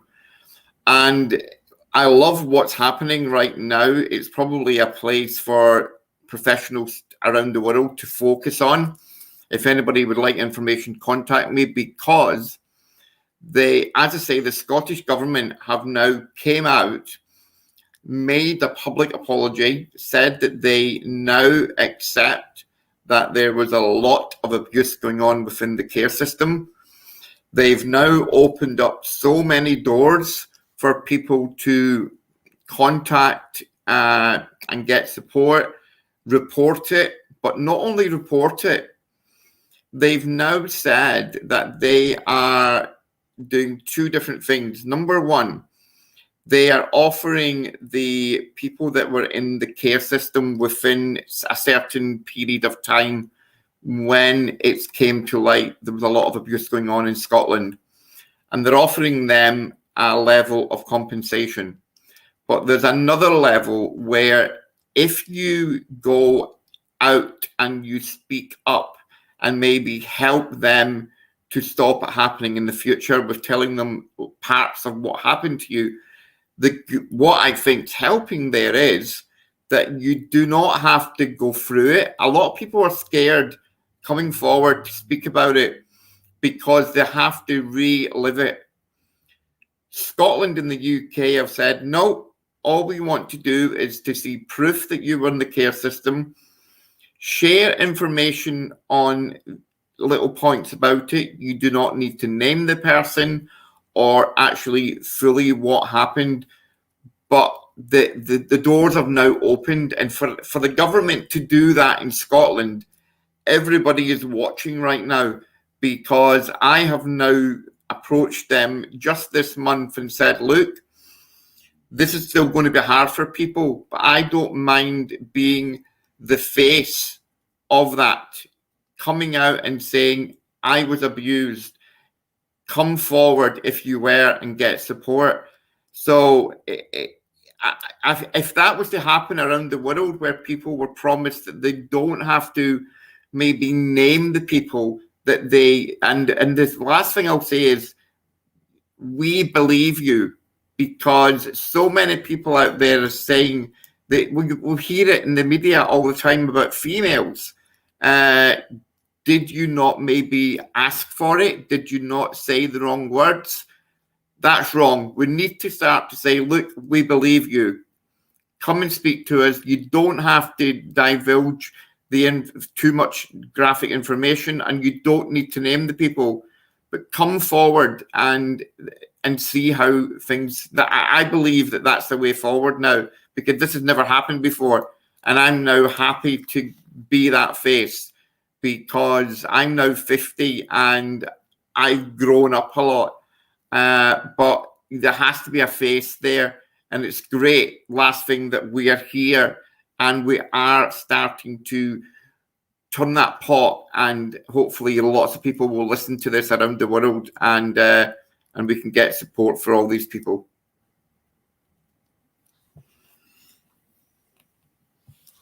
Great, thank you. We're going to go right to Deb. Same question, Deb. How can we make some changes in the laws in accepting and processing reports? So, Deb, right here, I'm going to say we save the best for last. We're going to let you fill this one in for us. Okay, so yeah, thanks for that pressure. I appreciate that. What I believe is that if we somehow reward the person who's reporting, there'll be a lot more people come forward. It has to be a safe environment. That person has to be honored and recognized for the courage that they have to come forth with this information. You know, the question that's out there when people have been violated and they think about going forward and reporting is it worth it? They know they're going to have to relive the trauma, so there's re-traumatization. They know if it's reported, other people are going to know. Where's the privacy for that person to decide if they want that public or not public? So that person really has to be protected. I wrote this line in this song, I'm a music person. It says, why is that person getting out of jail? Who's the judge who says this is well? Who casts this spell? Who makes this right? Who spends their last evening tonight? Back to suicide. When people are beaten up and re-traumatized over and over again, it makes it really difficult to move forward in life, to find the joy in life. And by making the reporting system more, I'll say, user-friendly, more people will come forward. More people will be like the people on this program and find their voice. And it's going to take a lot of effort. And who is accountable? You know, it's absolutely ridiculous that I know somebody who violated, this is a case of a female, for 10 years. 10 years. And when you break it down how much time that person served, it's not even a minute for every violation. So that question that the person has, is it worth it that I go through this? Am I going to find my voice? I'm going to be beaten up when I'm speaking in court. The question should be, where's the sacred space for me? Where can I go where I feel safe? Where can I go where I can release some of what I've been holding for so long? People don't understand the seriousness. This is like on so many levels, such a violation. And I mean, we've all heard that. Well, just get over it. Forget it. Like it happened when you were a child. No, this hits people on a spiritual level, on a soul-based level. And if you don't believe on that, your body never forgets. It's a body memory issue. It's what could I've done differently? It's my fault. All of these things that people need support around. And the reporting system has to be user-friendly. Again, we should be rewarding people for the courage that they have to come forth with these things that are so personal and so private, and not beating them up over and over again. They tell their story one time. Film it. Whether they're a young child, whether they're a 55-year-old man. Record them sharing the story one time and honor them by not making them do it over and over and over again, and punish the people who have been the violators in ways that that what has happened to them is being really recognized for the devastation that it causes so many people. Thank you, Debbie. Exactly. So we're going to go into our final question. I'm doing a combination of questions again today. So this is going to be our final question. And I'm actually going to start right back at Nicole again and end up and finish with Debbie. So on Deb. So we're going to start out with Nicole. And the question is, how can we help the victims of male sexual abuse and or other victims of or survivors of abuse with their healing and the process of healing from this abuse? So how can we help male sexual abuse and other survivors? I strongly believe, it is my opinion, that we need to listen. And if someone trusts you to come to you with what they have gone through, it is your diligence or your due diligence to sit and listen, actively listen. And sometimes you don't have to say anything, but just to let them know that I'm hearing you. Taking the time, if you're not versed, to go and research, to understand, maybe what they're going through. But that process starts with being open. And it starts again, everything goes right back to education. Having education or having some sort of background knowledge and seeing someone's behavior, that gives you an indication that possibly something is wrong. And when that person approaches you, you already have some sort of knowledge in how to accept what they're saying.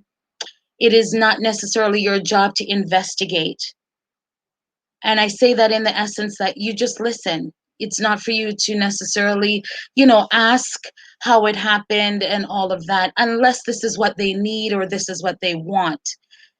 I just really think that's really all that it is, just listening and then giving them that dignity to say, what do you want to do? How do you want to navigate with this? How can I help? Putting it back in their lap that you can give them the help that they need at the time that they need it. Support is key. And sorry, can you give me the last part of that question again, please?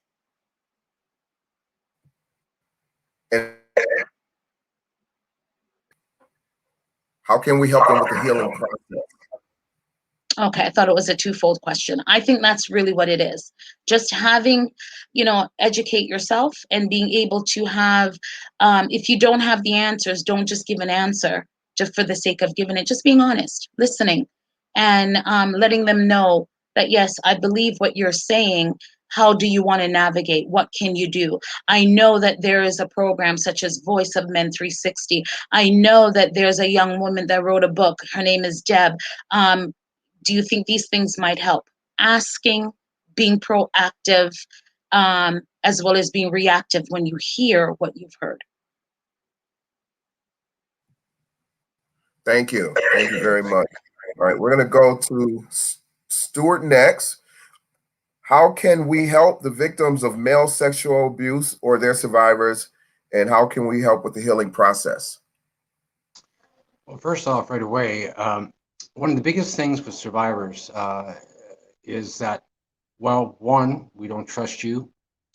Two, we were heavily burdened with shame and guilt, and really, why should we talk to you or trust you to begin with to tell you our story?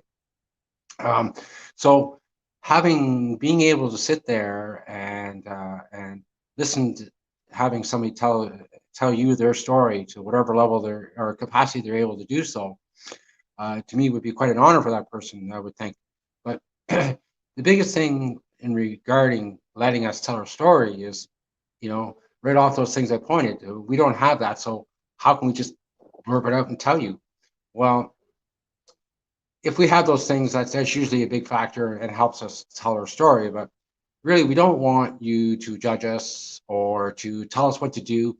And telling us what to do is a big no-no right off the bat, because we were told what to do from a very young age when this stuff happened, and we're not very good at being told what to do. And you wonder why we have trouble with authority figures and all that sort of thing. I mean, it's all a combined bunch of things. So no, we're really just looking for someone just to sit there and listen, and like I say, not judge, and not tell us what to do. Very, very simple. And I mean, be empathetic, and just try to hear us out. And the biggest thing, not try to judge us and shame us. And you'd be surprised how a lot of us will react by doing so. Whether you're a man or a woman, it makes no difference how we will react by you allowing us to do so. Such as whether we may shed tears or we're just grateful that you were there and you did and you weren't trying to coerce us and trying to change us and what we're telling us. You're letting us speak our truth. And to the second part of your question, education. Sorry, what was the second part of that? Sorry, Billy, my mind's elsewhere. The healing process. Yes, the healing process. Yes, needs to be done with the healing process. Yeah, the healing process. And as far as the healing process is concerned, again, it's a lot like listening to our story. It's I mean, we're not really looking to be told what to do. We just need to voice. I had like Brian, we had to hold our voice for many, many years. And I finally get a chance to talk about it. It's like winning the lottery, if I can use that as an example, or getting that ton of bricks off your back. It's huge. You have to sit there and talk about your story, and just being able to talk about your story. And I know from my experience, talking about my story, I even for example, I even put my story in Deb's book. I was really honored to do that. And that was like my starting process to make me feel better about myself and not be judged. I was able just to say my story. Nobody told me what to do. And really, that's where the healing process with me started to start, with being able to say my story. And it was like, wow, it was like a miracle within me that allowed me to open myself up and for that healing process to start. Thank you, Billy. Great. I'm going to add something to this because I want to get your thought on this, Stewart. There's an old saying. They say that children should be seen and not heard. And I think that really has hurt young people and adults as we've gotten older.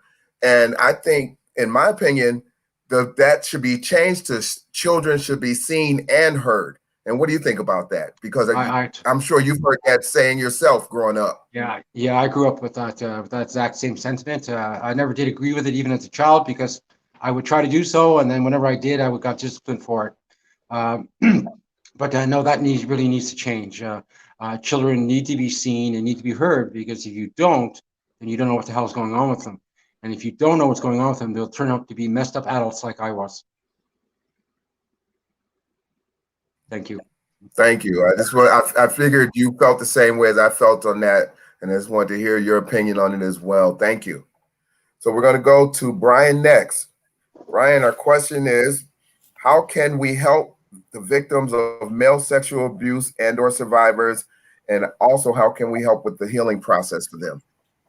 Okay, firstly, I really need to thank you for that. Children should be seen and heard, because this is something that I believed for a long time since being in care, and it's great to hear that. Also, my good friend that just spoke prior to myself now, it's so true. You're everything just lifts from you as soon as you. I'm not like saying spiritually or anything like that, because a lot of people do not believe in that kind of thing. But truthfully, when you share your story, everything just lifts, and you feel like, wow, I've shared it.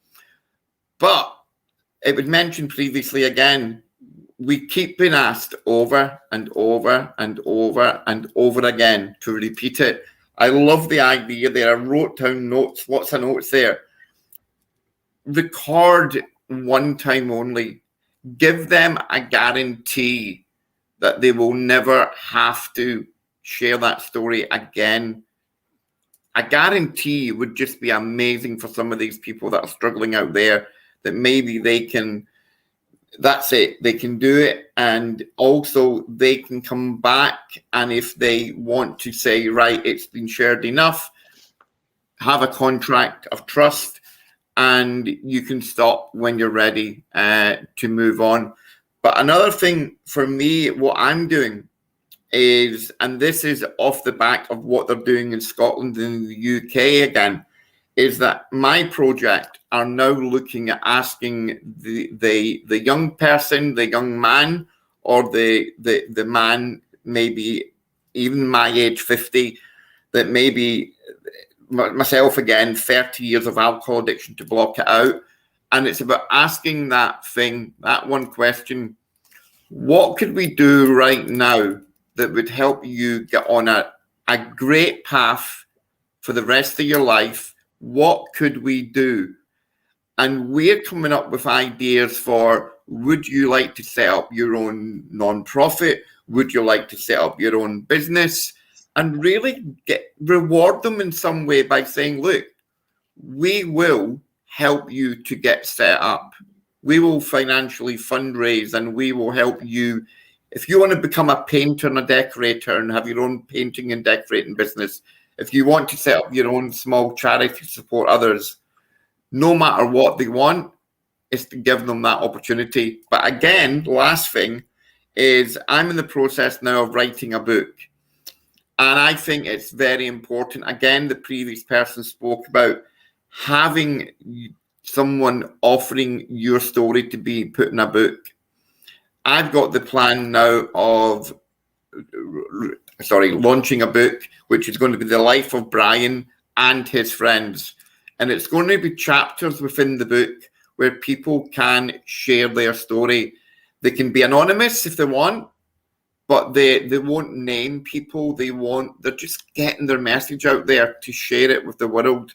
I think really it's about helping that person leave that behind and move ahead in another direction, no matter what. You say, look, what's your one wish?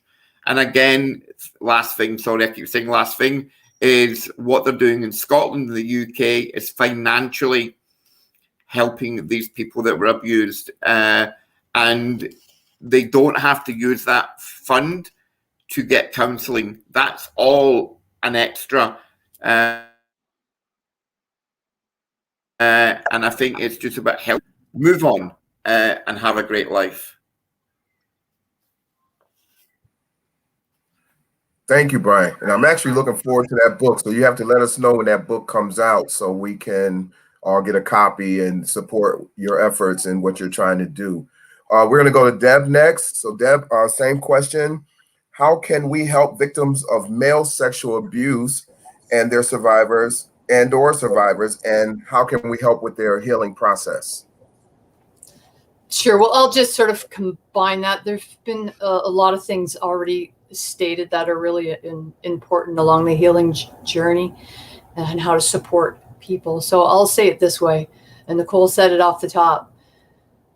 People have to have a safe place to come. That is sacred space. They need to be there with somebody who's just going to listen, and somebody who's not going to try to fix it or change it, just somebody who's going to listen. And you can say, you know, what do you need now? How can I support you now? It's okay. Tell me more. This is safe. And like Stewart said, trust is huge. This is between you and me. And even for children, have them involved in their healing journey. Don't say to a 12-year-old comes to you, the worst thing you can do is deny that it happened. Don't believe them. The next worst thing that you can do is shame them in that and say, well, let's not tell, let's keep it quiet, or say, okay, we're going to the police right now. Allow that child or that person to be part of their healing journey. They have to lead the way, and you can be there to support them. The last thing I want to share is, so I did a presentation, a talk a number of years ago at the Gatehouse conference, actually, and it had to do with healing and what is healing and how does a person heal and what's that journey like. And just in a simplified version of that, the first thing that I say to people is, you're telling me so clearly, you're acknowledging that it happened. Acceptance that this happened. It's not condoning it or saying it's okay. It's none of that. But just acknowledging that this happened is the first step along the healing journey, from my perspective. Integrating it into your life is the second part of that. And what I mean is not trying to numb it anymore, not trying to deny it anymore, not trying to make that like something other than it is in your life. It happened in a period of time. It's huge. How do you integrate that? Support groups, talking to safe people, exploring how it has impacted all these different areas of your life. Sometimes people don't even have the link. They don't even link the fact that they're struggling in relationships or alcoholism, risky behavior. They don't link that to childhood sexual abuse because, again, the educational piece hasn't been there. The seriousness of what happened then is affecting now. So there's the integration part. And then the last part, and it can take people years to get this. And Stewart is a perfect example of this, because Stewart was in such a hard place when I met him, really stuck, really angry, and going through a lot of difficult times. And he came to me in the book. I don't know if you see the book. The book is actually there. Unlock the Door Beyond Sexual Abuse. Interviewed, excuse me, a number of people to share their story and give them the voice. So give people the voice. The third step is service. How can you hold space for other people if you're in that position? How can you talk about what happened in a way that serves you? And Brian said a little bit, let's, deal with it and move on. And there are a number of people that believe that theory. And I also find there's a great deal of strength if you can change the meaning of what happened to you. Not necessarily go, it's the purpose or whatever, but if you can find something meaningful that you can shift the perception on, something horrific and disgusting and unfair that happened to you. I know for me, I'm in this place where I work with people, that struggle with a variety of things, not just sexual abuse.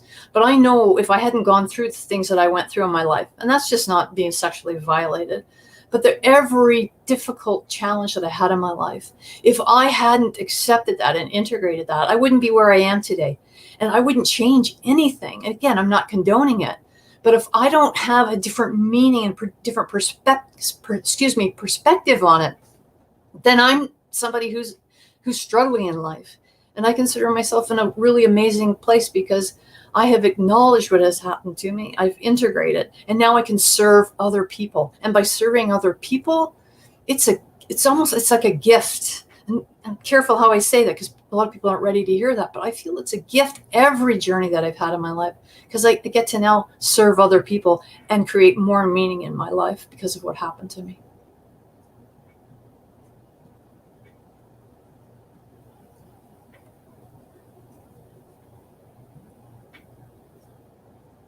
Wow, great. Thank you, Deb. We have had a great discussion. Those are all of our questions, and I'm sure people have gotten enlightened from the information that's been provided. We're going to have all of our guests. I want to give everybody the opportunity to give us a 30-second to 1 minute kind of closing of anything you may have left out or anything you want to add 30 seconds to 1 minute. And then I'm going to give a short summary, and then I'm going to turn it back over to Sivan and allow him to close us out. But this has been very, very, very enlightening for myself, and I'm sure others have learned as well. So we're going to start right at the beginning. Nicole, if you can give us 30 seconds to 1 minute, your final words. Thank you. My final words are to anyone that is listening, wherever you are on the spectrum of healing or in the spectrum of still coping with, we want you to understand, I want you to understand that it is not your fault and there is help. It is difficult. Don't feel guilty with where you are and what is going on. Just know that you are not the only one, and there is most definitely help. And when things align, you will get that help when you are ready. I want you to understand, especially because we're speaking about males today, you have females, you have professionals that are standing with you, fighting for you. And just to let you know that you are cared for, you are believed, and you are on a trajectory of a better life once you are able to, make that connection and begin to speak about your truth. Thank you, Nicole. All right, we're going to go right to Stewart. Stewart, if you can give us 30 seconds to 1 minute, please. Thank you. Well, first off, I'd like to thank your Voice of 360 for having me here today, talking about something that's, well, not a very easy topic to talk about. And I guess I really want to tell the other men that are out there, it doesn't even have to be men, but anybody who hasn't really dealt with this in any way or talked to anybody. First off, well, you're not alone. And just repelling what Nicholas said too as well, there's agencies that are out there that are willing to help. Some of them obviously will charge, and some of them that won't. But the idea is that there is help out there. So please reach out if you can. Don't sit like I sat for a better part of my life, wishing for something to change or to end or whatever. It's just not going to be possible. Talking about it is the way to go. Finding that safe person will help you help yourself. Thank you again, Voice of Men 360. Thank you, Stewart. All right, we're going to go right next to Brian now. Brian, you're up next. 30 seconds, 1 minute. Okay. Firstly, going back to what my good friend Stewart said, don't sit, if you're listening to this or watching this, do not sit and wait until you're maybe older like ourselves. I kept this quiet for over 35 years, and then you've heard my story about addiction, suicide attempts, and almost losing my life. You don't need to do this. There is support out there. I've mentioned this a few times. Look, everybody is part of the human race. It doesn't matter if you're black, if you're white, if you're gay, bisexual, heterosexual. We're all eligible to have support and open up, take support, have a good life. And as I said before, last thing is, everything will be okay. There is a big bright light at the end of that big tunnel. Thank you. Thank you, Brian. All right, we're going to close out with Deb, and then I'll give my summary, and then we'll move on to Sivan to close us out. Okay, again, thank you for having this forum today and for everybody that participated. If you are watching this, if somebody tells you about this, it's your time. If you're hearing about this, it's never easy to take this journey of self-exploration in the area of sexual violations, which also include physical abuse and emotional abuse. However, one person once said, when the pain of not talking becomes more than the pain of talking, then it's your time to share. And there are safe places out there. There are people that care. There is hope out there. And please have self-compassion for yourself. It's never your fault. And there are people there. You're not alone. Thank you, Deb. And I'm just going to close out by saying first, I would like to thank Voice of Men 360 for allowing me to host this great event. I was a little nervous because when I saw the subject, I was a little nervous about it. I wasn't reluctant. I was just a little nervous because I wasn't too familiar with how this would go. But then as it took part, I'm really excited about being here. So now I want to just kind of close out with what I said earlier by saying that children should be seen and heard. That's something that I do in my programs with my young men. And one of the things is I want to just say, closing out, is talk to our men, our young men, our children, talk to them every day. They should be seen and heard. And when I say seen and heard, we have to pay attention to their actions, because sometimes their actions and the things that they're doing, their behavior will show us sometimes something is going on with them. And then allow them, go and approach them and talk to them so we can hear what's going on with them. Seen and heard, something that we should do every day, making our children feel comfortable so that way they can come and talk to us when they are going through some type of issue or they have a concern or something that they need to share with someone that may be in a situation where the subject that we're talking about today. And the last part I want to say, and I had this discussion a couple of days ago on another group that I talked to, and I want to encourage our parents, tell your children every day, I love you. Tell your children every single day, I love you. We always say, our children, they know we love them. We give them a roof over their heads. We buy them clothes. We put food in their bellies. But we don't say the words, I love you. And you'd be surprised at how many children are looking. We think they know that they love us by the things that we say, the parents say to them, but saying it every day and telling them and letting them see that you love them, that's going to go a lot further for them and make them, again, feel more comfortable coming and talking to you when they are in need, because they know that you love them and they know that they can come to you with anything that's going on with their lives. So again, my name is Willie A. Price. Willie A. Price Speaks, and I'm going to turn this over to Savan and let him close us out. Thank you.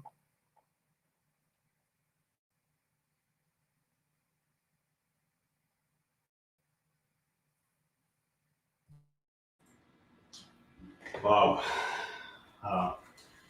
What can I say? I was listening and then I was reading all the comments coming from Facebook and YouTube too.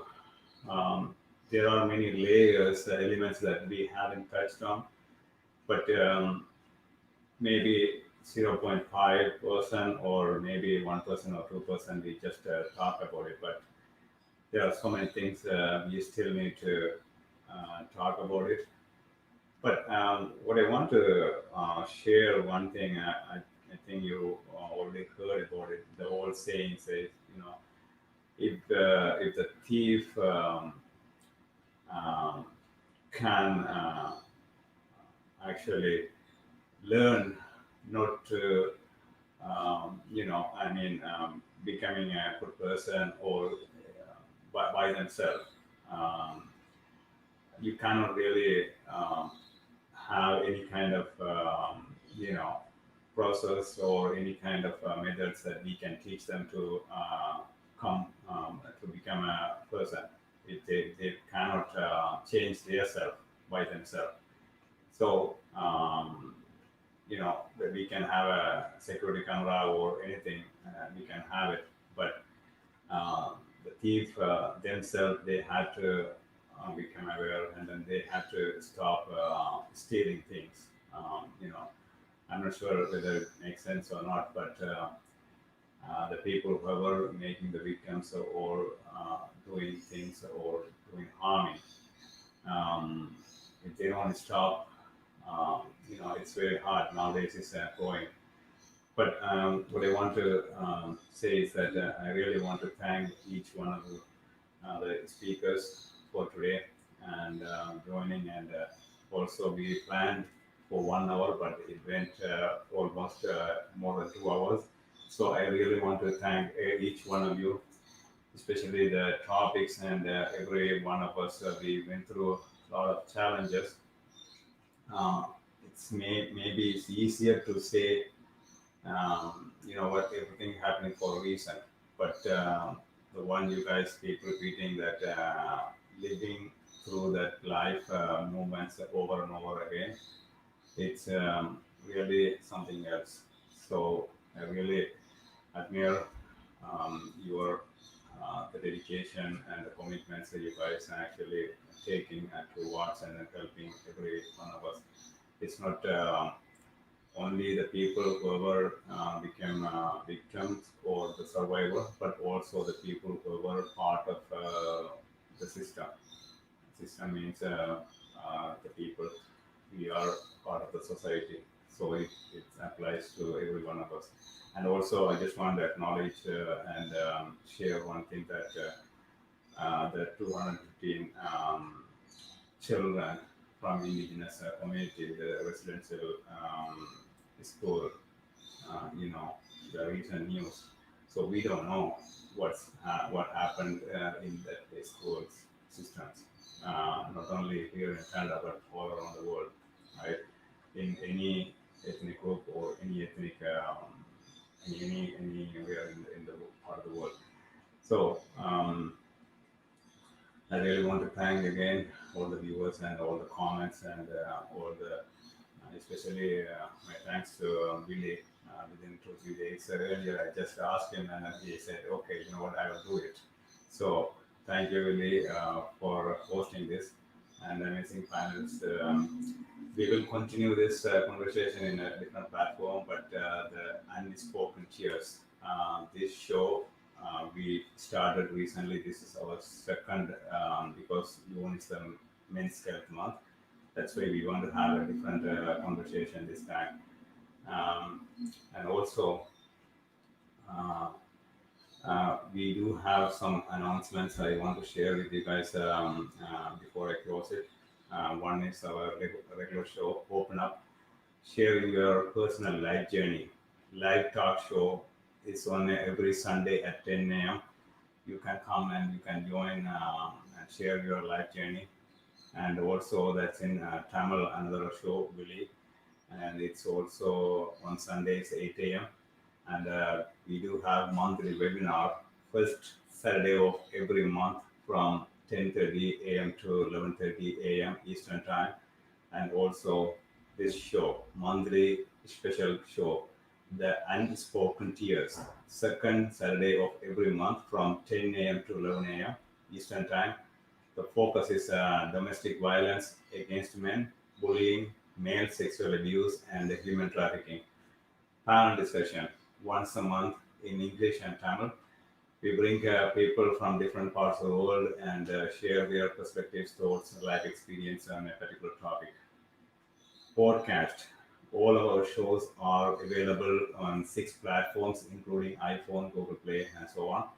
Monthly men's group meeting, only for men, third Sunday of every month from 7 p.m. to 8 p.m. through Zoom. The next one will be on June 20th, so please register. And also we do have a special peer-to-peer support group, Pass the Talking Stick, Indigenous peer-to-peer support group, fourth Friday of every month from 6 p.m. to 7 p.m. through Zoom. The next one will be on Friday, June 25th. So as an organization, you guys know, we are always looking for new members, volunteers to join us at Voice of Men 360. There are no limitations with gender, age, nationality, or ethnic groups. All walks of life can participate in any of our shows. If you want to be a guest on any of our shows or willing to be part of our organization and help us directly or indirectly, please reach out to us. We love to work with individuals, professionals, experts, community organizations, associations, corporations, government officials, and businesses. Our phone number is 437-889-8329, and the email address is info@voiceofmen360.org, and the website is actually www.voiceofmen360.org. You can find us on all the social media platforms: Facebook group page. Join our group so you can see our daily activities. Most of our activities are on Facebook group or Facebook page, and Instagram, LinkedIn, Twitter, YouTube, TikTok too. And please subscribe to our YouTube channel, Voice of N360. We want to reach out to more people and help more. Please continue your support. Thank you all. Thank you.